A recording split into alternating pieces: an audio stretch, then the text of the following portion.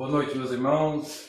Deus abençoe a vida de todos. Deus abençoe a vida dos nossos queridos que estão nos assistindo agora pelo Face. Que o Senhor possa acrescentar e agregar valores espirituais à nossa vida através do conhecimento e da exposição da Palavra de Deus. João capítulo 2. Nós vamos então estudar esse texto aqui. Quando nós começamos a estudar o Evangelho de João, eu expliquei que João ele não segue os fatos ocorridos no ministério de Jesus, ele não segue uma ordem cronológica. Então ele fala dos fatos, mas ele não está obedecendo uma ordem cronológica. E semana passada nós falamos sobre um texto, e hoje eu vou falar o capítulo 2 de João, que eu também não quero seguir a ordem cronológica que João também não seguiu. Então, João capítulo 2, versículo 17. Eu vou ler aqui um versículo e eu vou explicar o contexto, como eu tenho feito com vocês. E aí nós vamos então ver aquilo que nós podemos aproveitar dessa leitura, dessa exposição de hoje. João capítulo 2, versículo 17. Assim diz o texto. Todos acharam, né? João capítulo 2, versículo 17. Lembraram-se os seus discípulos de que está escrito: o zelo da tua casa me consumirá. O zelo da tua casa me consumirá. Pois bem, nós temos aqui o contexto, o pano de fundo dessa expressão. É um momento que somente João narra esse momento aqui. Mateus, Marcos e Lucas, eles não fazem essa citação. Somente João.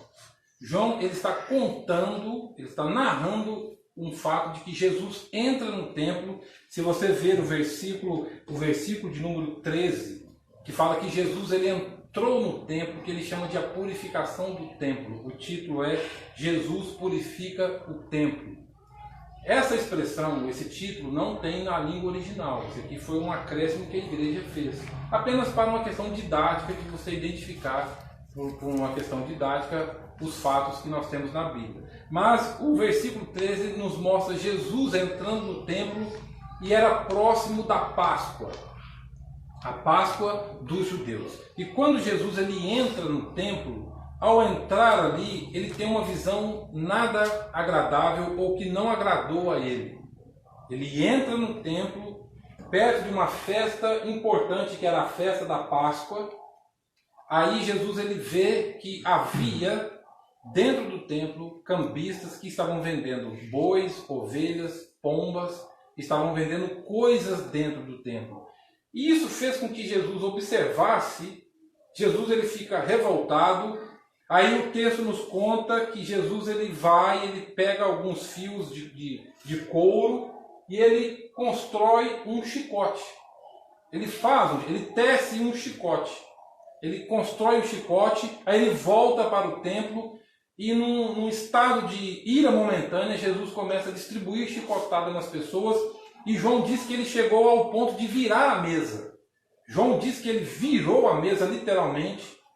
Ele joga a mesa, derruba tudo que está no templo, e ele fica revoltado e distribui chicotadas em todo mundo. Aí os discípulos veem isso, e os discípulos então interpretam essa atitude de Jesus, e eles citam um salmo, o Salmo 69, nós vamos ver o porquê. Eles citam o Salmo 69, e no versículo 17, quando eles falam assim: o zelo da tua casa me consumirá. Isso aqui é uma citação do Salmo 69. Então eles olham esse comportamento de Jesus e eles dizem, aí eles lembram desse salmo e João coloca: o zelo da tua casa me consumirá. Que eles queriam dizer que ali estava cumprindo o que estava escrito no Salmo. Cumprindo o que estava escrito nos Salmos. Que a atitude de Jesus estava cumprindo o cumprimento do que estava. Agora, o que significa o zelo da tua casa me consumirá? Aí, a partir do versículo 18, os judeus pedem um sinal para Jesus. Eles dizem: mostra-nos um sinal de que realmente o Senhor diz ser quem é, para você estar fazendo essas coisas. Aí no versículo 19 diz assim: Jesus lhe respondeu: destruí esse santuário, e em 3 dias o reconstruirei. Replicaram-lhe os judeus: em 46 anos foi edificado esse santuário, e tu em 3 dias o levantarás? Aí o versículo 20 diz assim, versículo 21. Ele, porém, se referia ao santuário do seu corpo. Pois bem, no primeiro momento parece um tanto quanto confuso. Vamos recapitular para a gente poder achar a linha de raciocínio do texto de João. Jesus, o judaísmo estava perto da comemoração da Páscoa.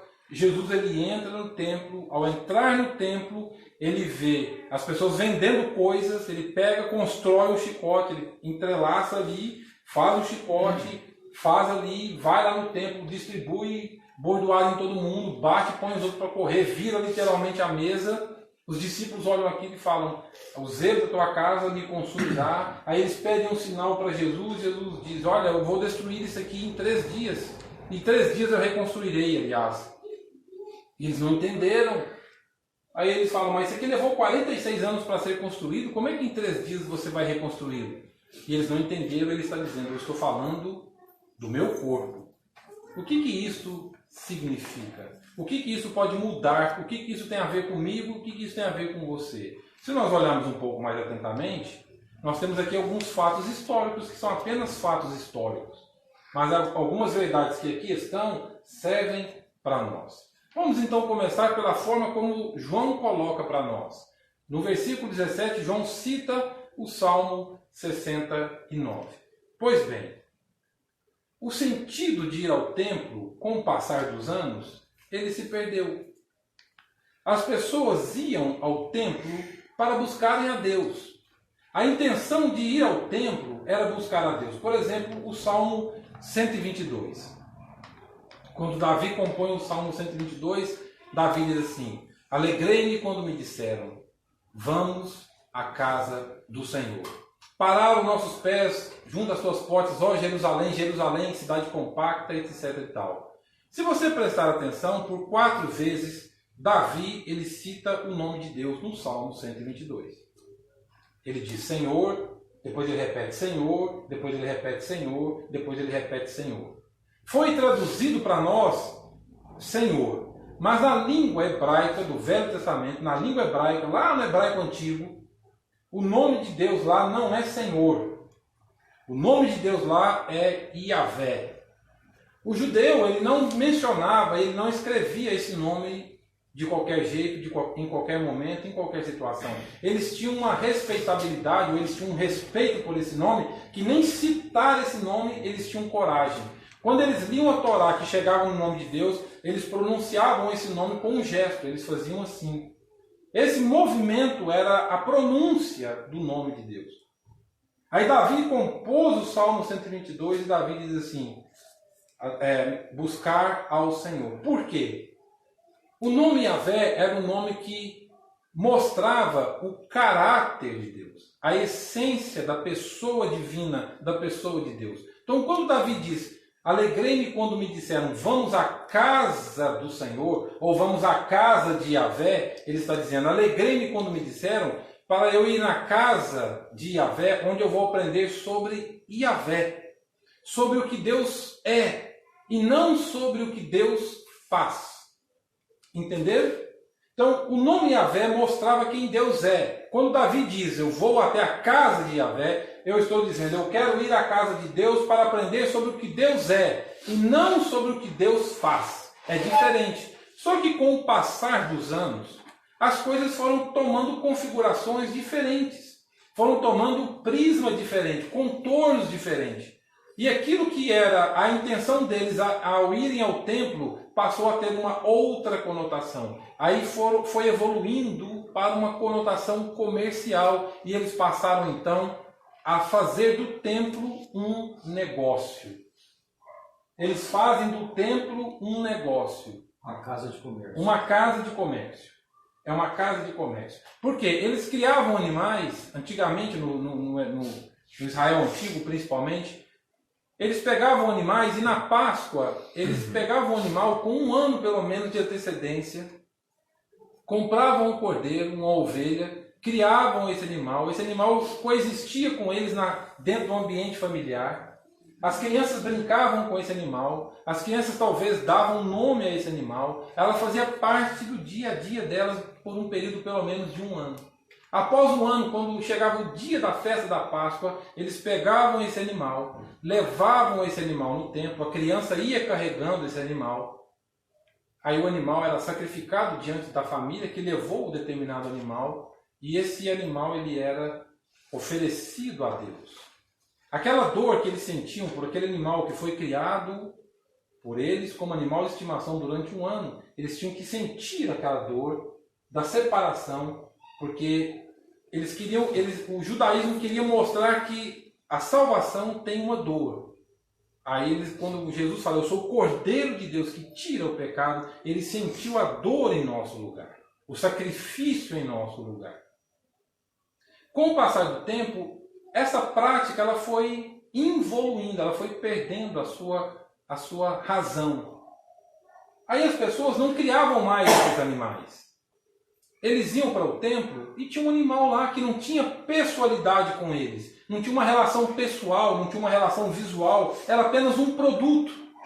E eles compravam esse animal e eles depositavam esse animal lá e a criança não chorava o sacrifício daquele animal. O pai não sentia a dor do filho ao ver o filho chorar a perda do animal. Então foi se tornando uma coisa impessoal.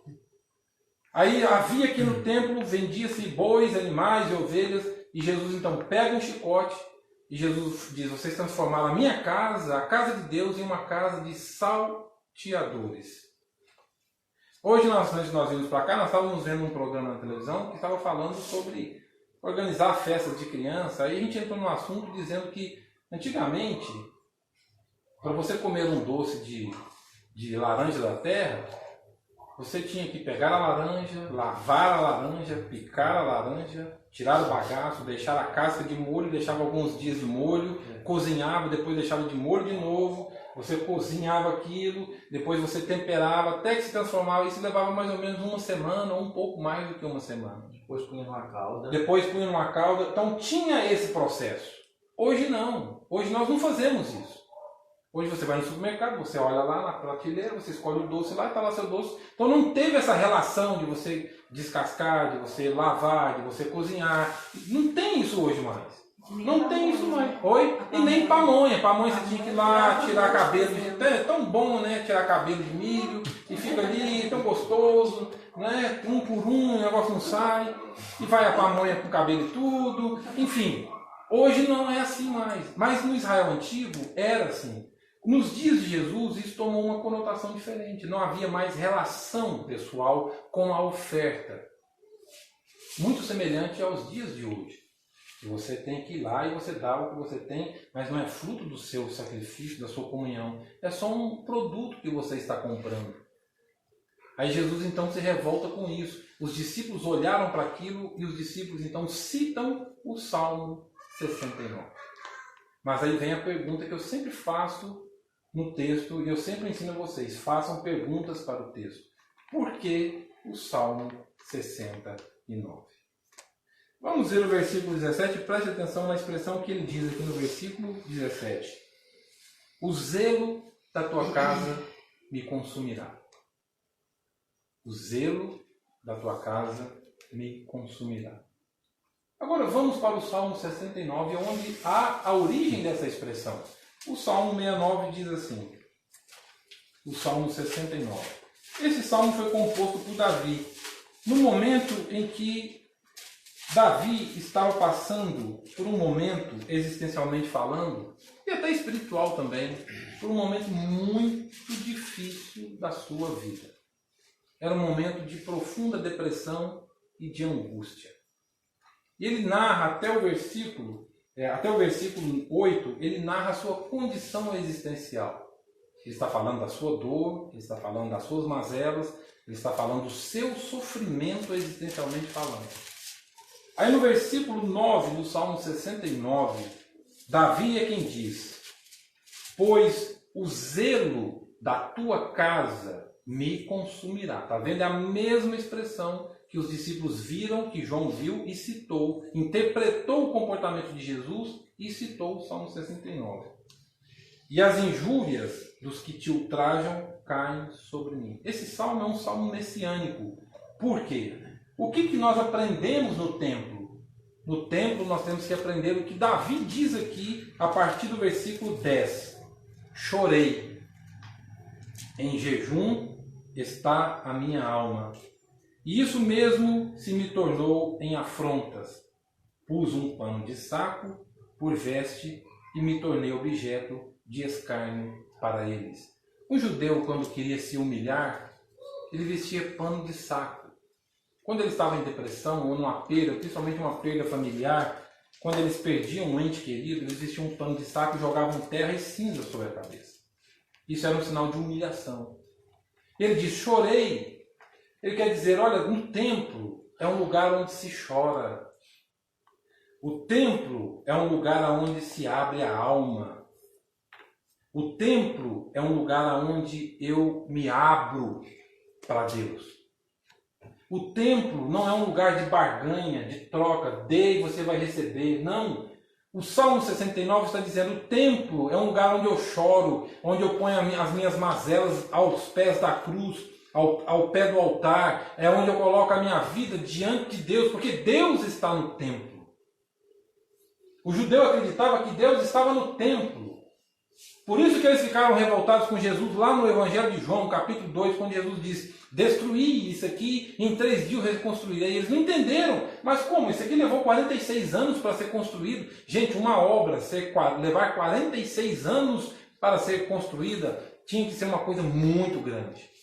E de primeiro mundo na época. E Davi diz, chorei, a minha alma está em jejum. Eu vesti pano de saco, eu me humilho, ou seja, é no templo que eu aprendo a me humilhar diante de Deus. E Davi, ele continua, Davi ele não para, ele diz no versículo 12, tagarelaram sobre mim os que à porta se assentam e sou motivo de cantigas e beberrões.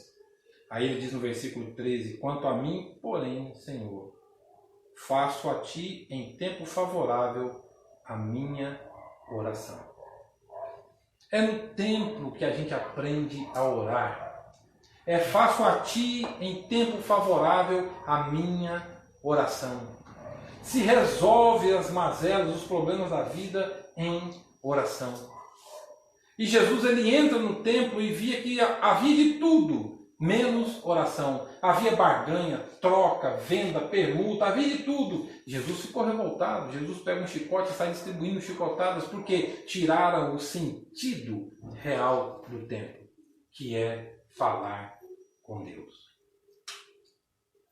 O templo no primeiro século e no Velho Testamento era um lugar de se falar com Deus.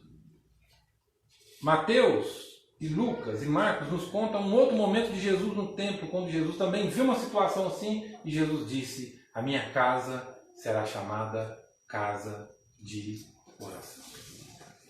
É um lugar onde se fala com Deus. Para que vamos ao templo? Vamos ao templo com a única e primeira finalidade. Falar com Deus.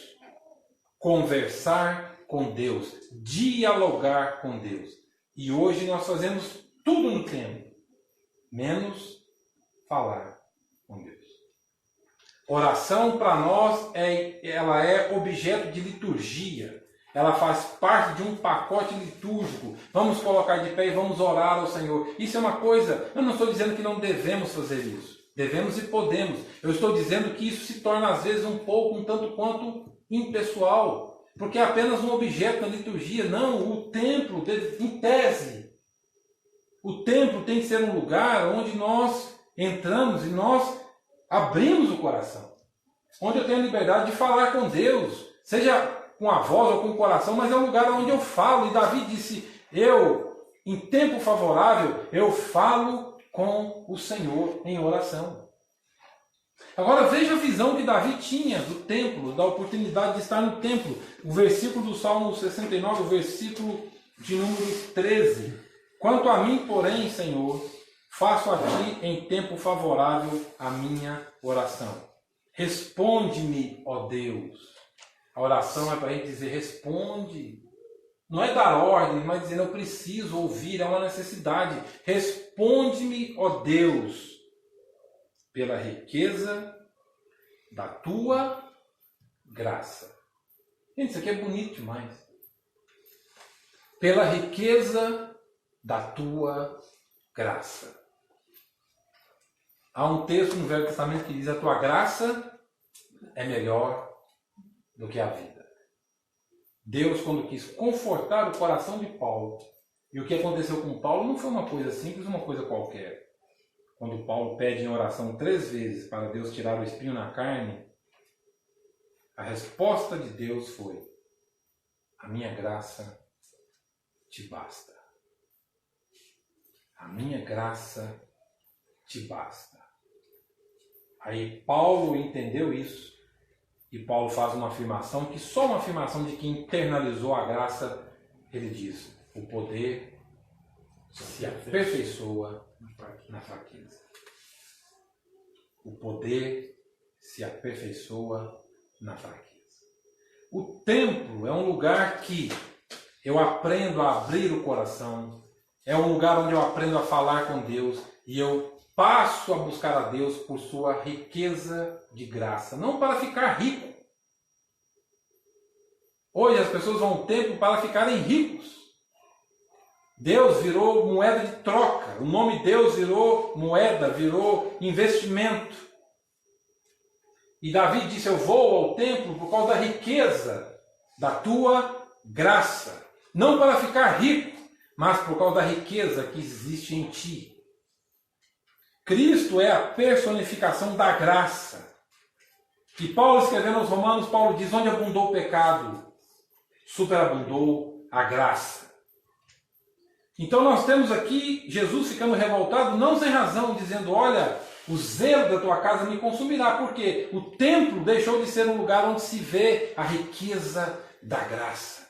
Nós vamos aos templos hoje, nós saímos com a consciência pesada, porque sobre nós é colocado uma culpa de que nós somos pecadores, de que nós somos mesmo. Mas aonde abundou o pecado, superabundou a graça. É no templo que eu experimento a riqueza da graça de Deus. É uma pena porque o Salmo 69 ele é um pouco extenso, não tem como nós vermos todo o Salmo 69. Depois você lê em casa, os irmãos aqui do Face leiam em casa, e no versículo de número 13, no final ele diz assim: pela tua fidelidade em socorrer. Pela tua fidelidade em socorrer. No versículo 16 ele repete de novo: responde-me, Senhor, pois compassiva é a tua graça. De novo ele fala da graça. Primeiro ele faz um elogio dizendo: olha, a riqueza da tua graça. Depois no versículo 16, compassiva é a tua graça, volta-te para mim segundo a riqueza das tuas misericórdias. E no versículo 18 ele faz um pedido que é um pedido, não é romântico, mas é um pedido que é um ensino religioso não, espiritual. Aproxima-te de minha alma e redime-a. Olha que bonita essa expressão. Redime. Aproxima-te da minha alma e a redime, a cure, a transforme, a liberta, a perdoe. Aproxima-te da minha alma. É no templo que a gente aprende a pedir para Deus aproximar-se da nossa alma. O templo é um lugar onde nós aprendemos a colocar no altar, não é a oferta, a gente coloca aí a alma. A gente coloca é o nosso ser. É o nosso ser. Tem um texto no Velho Testamento, se alguém achar, lembrar, me fale, que eu só lembro, mas não, eu sei a fala, mas não sei, que o Senhor não se agrada de sacrifícios, mas de um coração quebrantado e contrito. É um salmo que diz: Deus não se agrada de sacrifícios, mas de um coração quebrantado e contrito. Elias dava tanto valor, baseado no que você falou lá por volta dos salmos, se não me falha a memória, 83 ou 4, o salmista não era Davi, parece que era dos filhos de Coré, alguma coisa assim. O salmista diz num dos versículos lá: preferiria estar um dia na casa do Senhor do que 1000 em qualquer outro lugar. É verdade, tem um salmo que diz isso aí. Aí depois Pedro reinterpreta isso e Pedro diz: um dia para o Senhor é como 1000 anos e 1000 anos é como um dia. Pedro interpreta esse salmo e diz: exatamente. Exatamente. Aí você vê o Salmo 69, Davi dizendo: aproxima-te da minha alma. O Evangelho ele faz isso. É quando Deus aproxima da nossa alma. Não é quando Deus ajuda a pagar a dívida no final do mês, pelo amor de Deus. Não é quando Deus ajuda a não ficar doente. Gente, isso aí é paganismo, isso não é Evangelho. Isso é paganismo. O Evangelho puro, simples, verdadeiro, genuíno, ele é um Evangelho que aproxima a alma das pessoas de Deus. É um Evangelho que traz Deus para perto das pessoas, faz com que as pessoas, não é sentir pelo sentir, mas as pessoas experimentem. Quem crer em mim, do seu interior fluirão rios de águas vivas. E Davi disse: aproxima-te da minha alma. É isso que, por isso que diz: o zelo de tua casa me consumirá. Voltando para João capítulo 2. Vamos voltar para João, o Evangelho de João capítulo 2.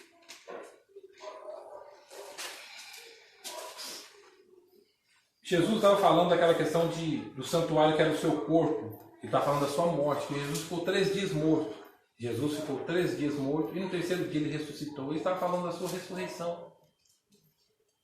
Aí, no versículo 23 diz assim, preste atenção.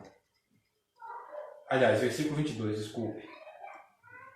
Quando, pois, Jesus ressuscitou dentre os mortos, Jesus não havia morrido nem ser ressuscitado. João está antecipado o que aconteceu. Aí ele diz assim: lembraram-se os seus discípulos de que ele dissera isso e creram na Escritura e na palavra de Jesus. E creram na Escritura e na palavra de Jesus. Isso aqui só mostra que a partir desse exato momento eles abriram o entendimento. O que isso significa para nós? Significa que o templo é um lugar onde a gente aprende as Escrituras. E a gente vê que as Escrituras estão em consonância com o que Jesus disse. Há uma harmonia entre as Escrituras e aquilo que Jesus falou, porque são a mesma coisa. É a palavra. É a palavra. O templo é um lugar onde a gente aprende a crer nas Escrituras. O templo é um lugar onde eu aprendo a viver as Escrituras. Eu já citei isso aqui, mas vale a pena repetir. Que no final do Evangelho de Marcos, o último milagre de Jesus, enquanto estava com seus discípulos, o último milagre, diz Marcos, que Jesus abriu o entendimento deles para compreenderem as Escrituras. Aí você lê o livro de Atos dos Apóstolos, diz que havia uma mulher temente a Deus, chamada Lídia, vendedora de cor púrpura, e ela ouvia Paulo pregar, e diz, aí Lucas narra, e Lucas coloca quase que entre parênteses, ele coloca um adendo ali, Lucas diz assim: Deus abriu o entendimento de Lídia para atender às coisas que Paulo dizia. O Evangelho, ele mexe no intelecto humano também. O Evangelho, ele abre o entendimento para que a gente aprenda a crer nas Escrituras. Mas é nas Escrituras. Que aprende isso, né? É nas Escrituras. É nas Escrituras. Não é aquilo que se fala sobre as Escrituras, mas é nas Escrituras. E eles creram, então creram nas Escrituras e no que dizia Jesus. Eles viram que o que Jesus dizia e o que estava nas Escrituras era a mesma coisa.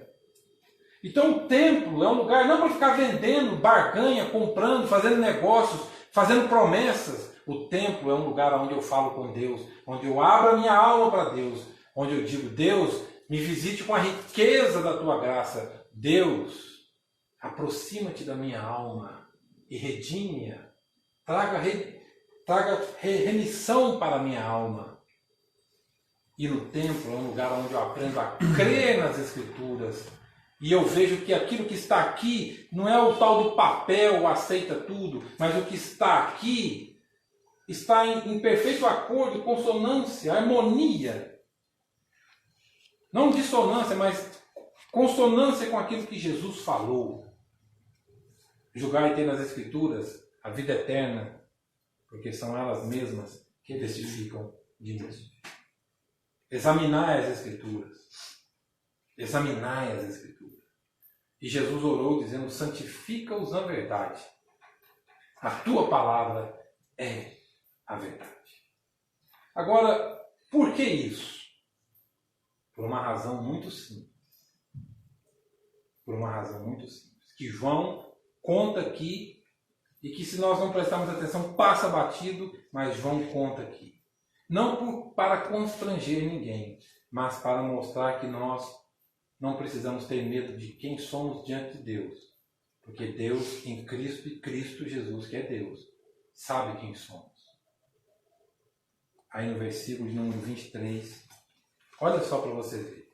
Olha que interessante, Mário. Olha para vocês verem que coisa interessante. Versículo 23. Estando ele em Jerusalém, durante a festa da Páscoa, vendo os sinais que ele fazia, creram no seu nome. Mas o próprio Jesus não se confiava a eles, porque os conhecia a todos. Versículo 25. E não precisava de que alguém lhe desse testemunho a respeito do homem, porque ele mesmo sabia o que era a natureza humana. Ele mesmo sabia que era a natureza humana.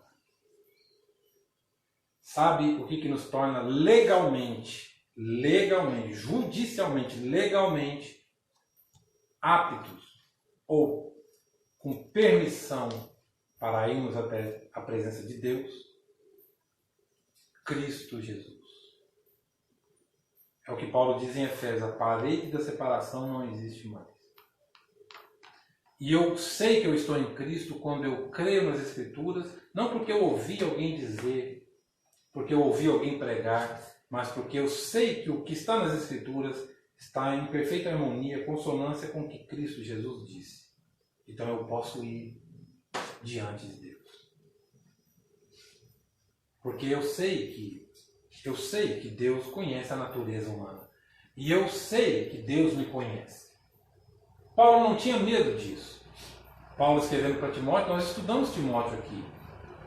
Paulo diz para Timóteo, olha, eu era blasfemo. Eu era blasfemo. E Deus me perdoou. Ele escrevendo, não sei se é para Corinto, não me lembro onde ele diz. Dos principais pecadores eu sou, dos pecadores eu sou o principal. E ele escrevendo aos Romanos, ele diz, o bem que eu quero fazer, isso eu não faço. Mas o mal que eu não quero fazer, esse é que eu faço. E Paulo sabia quem ele era. Ele não tinha vergonha de se mostrar diante de Deus. E a religião cria capa. E Jesus disse, esse povo me honra com os lábios. Porque o texto está dizendo isso. Não nesses termos, mas a linha de raciocínio é paralela. Porque diz assim, eles creram nele. Mas o texto diz que Jesus não se impressionou com isso. Isso prova que Jesus não é carente de crença. Culto não é para ficar massageando o ego divino. Cristo não é carente de crença. Crer nele não acrescenta nada a ele. Ele é um ser que não se pode acrescentar nada nele. Acrescenta em novo. Não, melhora-nos como seres humanos, como pessoas. Ele não se impressionou, diz o texto que eles creram nele, mas ele não se impressionou. Por quê? Porque ele conhece a natureza humana. Então vamos ao templo para termos coragem de chegar diante dele como somos. E o que vai fazer o ser favorável a nós não é porque nós cremos nele. Porque a gente escuta hoje as pessoas dizerem por aí na televisão, se você crê, Deus vai te abençoar. Se você crer, Deus vai fazer. Parece que é uma chave de ignição. Se eu crer, Deus faz alguma coisa. O texto está dizendo que Jesus olhou e eles creram. E Jesus disse, isso não quer dizer nada para mim, porque eu conheço a natureza humana. Então por que ele abençoou? Por causa da sua misericórdia. Porque ele é bom. Não porque ele faz favores, mas porque é da natureza divina a sua bondade, a bondade. São duas. Deus, ele não se torna bom à medida que vai passando o tempo, não, ele é. A bondade não é uma qualidade, é um atributo. A bondade não é uma qualidade, é um atributo. Que nós chamamos na teologia, principalmente na teologia sistemática, de atributo comunicável. É aquilo que é dele, inerente nele, está nele. Mas ele comunicou isso à sua criação. Isso é chamado de atributo comunicável. Ele comunicou, ele estendeu. Ele não é bom porque ele criou as coisas. Suponhamos que Deus não tivesse criado nada, nem anjo, nem Satanás, nem homem, nem mundo, nada. Deus estivesse ali no cosmos, no vazio, ali, não sei aonde Deus estivesse, no tempo crono, sei lá, onde Deus estivesse, a Trindade. Se não existisse ninguém para ser objeto do seu amor, da sua bondade, estava apenas os três. Ele seria bom do mesmo jeito. Bom para quem? Não é para quem. Bom porque ele é. Porque faz parte da sua essência ser bom. Aí ele cria todas as coisas e ele comunica a sua bondade. E Jesus disse que viu, ele conhece a natureza humana, ele sabe que somos ambivalentes, ele sabe que nós somos tendenciosos à queda, ele sabe que nós temos variações de mudança, ele sabe, ele conhece. Não é porque nós sentimos, porque nós gostamos de sentir emoção, né? Para nós crer é emoção. Estou crendo. A gente acha que não é isso. Isso não dá corda em Deus. Isso não esfrega, na lâmpada de Aladim, que você esfrega, não é isso.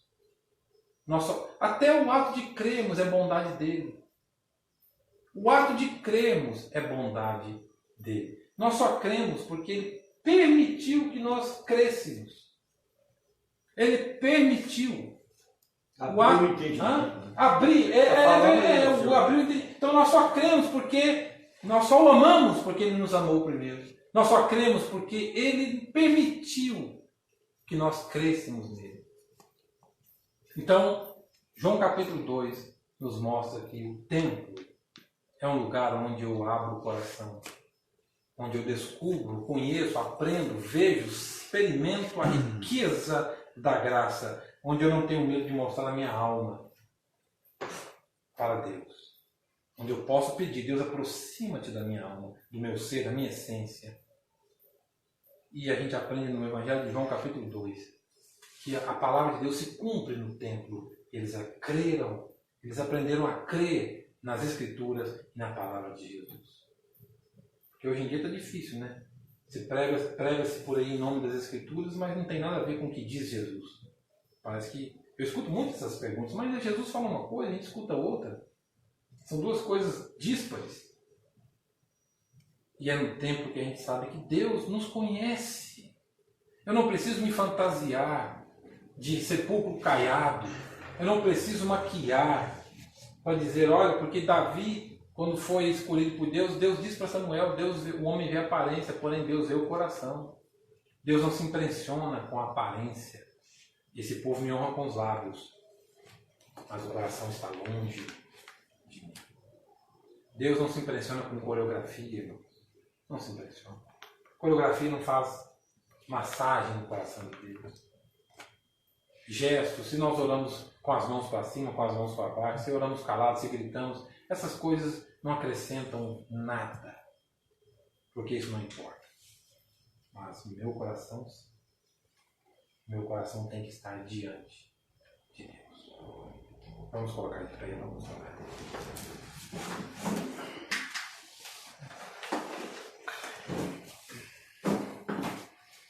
João é um evangelho, assim como todos os outros, mas João tem muito a nos dizer e muito nos ensinar.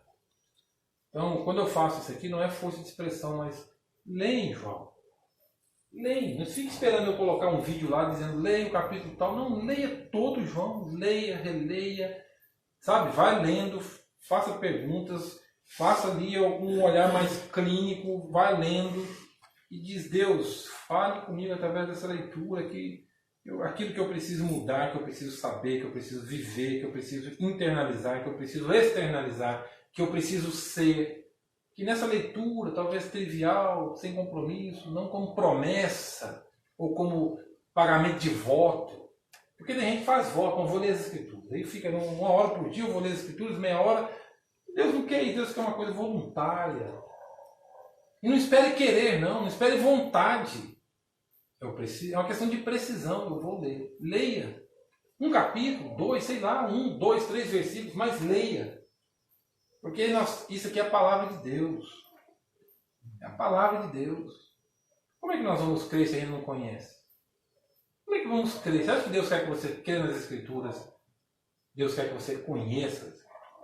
Como crerão? Como crerão, se não há quem pregue? É o jeito, vai. É. Então, olha só, temos que crer. Jesus, um dia falaram para Jesus, a tua mãe está lá fora te esperando e os teus irmãos. Jesus disse assim, minha mãe e meus irmãos são aqueles que ouvem e praticam a palavra de Deus. Jesus é quem disse isso. A minha mãe e os meus irmãos são aqueles que ouvem e praticam a palavra de Deus. Não é só ouvir, mas é praticar. Vamos orar, vamos colocar de pé. Pastor Jason vai fazer essa oração por nós, em nome de Jesus.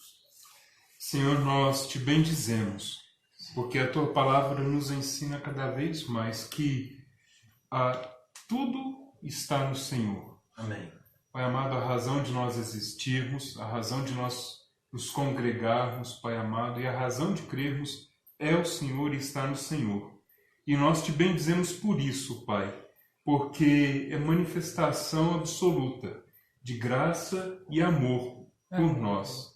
Rogamos a Ti, ó Pai, que o Senhor nos ajude a que nos relacionemos contigo, Senhor, por amor. Que nós nos relacionemos contigo, Deus amado, por gratidão, por aquilo que Tu fizeste através de Cristo por nós na cruz. Afasta de nosso coração a nossa tendência de carregarmos conosco medo no nosso relacionamento para contigo. Afasta de nós, Pai amado, a nossa tendência de carregarmos conosco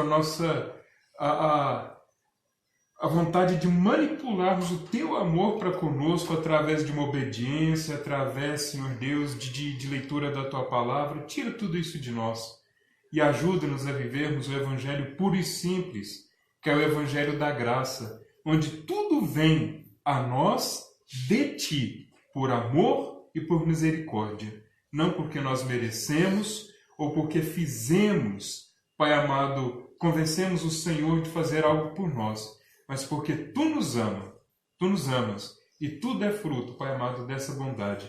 Ajuda-nos a nos lembrarmos sempre dessa verdade e tira de nós todo o vício ruim que nós arrastamos conosco para o nosso relacionamento contigo.